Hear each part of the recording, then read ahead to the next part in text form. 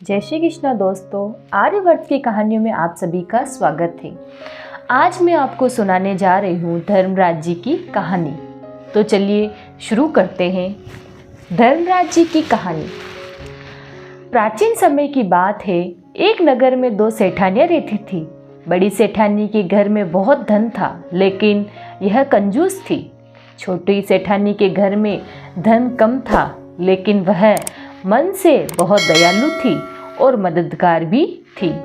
वह समय को स्वयं को धर्म के कार्य करने और लोगों की मदद करने के लिए तैयार रहती थी।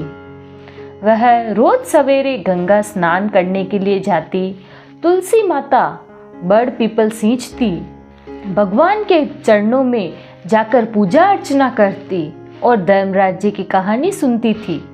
जबकि बड़ी सेठानी यह सब देखकर हंसती थी और कहती थी कि पता नहीं दिन भर क्या फालतू काम करती रहती है। ऐसा करते करते दिन बीतने लगे और दोनों सेठानियां वृद्ध हो गई। तब भगवान के घर से बुलावा आया।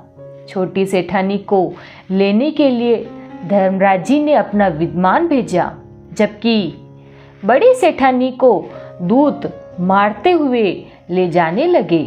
रास्ते में बड़ी सेठानी ने कहा कि मुझे भूख लगी है।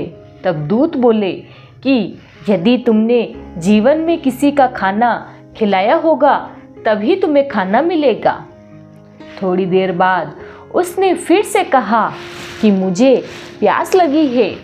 तब दूत बोले कि यदि तुमने जीवन में किसी को पानी पिलाया होगा तभी तुम्हें पानी नसीब होगा। रास्ते में उसके कांटे चुभने लगे और तेज गर्मी पड़ने लगी, लेकिन दूत उसे घसीटते हुए ले गए।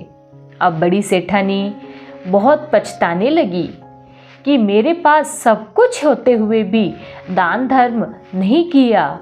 इतनी देर में धर्मराज जी का दरबार आ गया। वहां जाकर उसने देखा कि छोटी सेठानी भगवान के पास में सिंहासन पर बैठी है और उधर बड़ी सेठानी को तपते कुंड में डाल दिया गया। तब बड़ी सेठानी बोली कि मुझे सवा पहर का समय दीजिए, मैं वापस आकर दंड भोग लूंगी।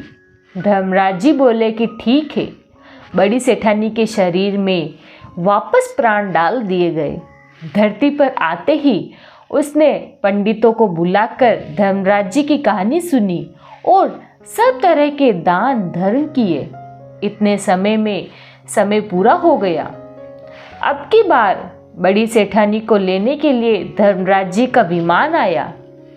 सवा पहर के दान धर्म और धर्मराज जी की कहानी सुनने के सभी बड़ी सेठानी को स्वर्ग प्राप्त हो गया। धर्मराज जी ने जैसे ही कृपा सेठानी पर करी वैसी सब पर करना। धर्मराज जी की कहानी सुनने वाले, कहने वाले, हुंकारा भरने वाले और पूरे परिवार पर कृपा करना।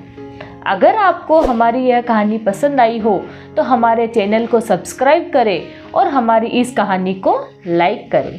धन्यवाद।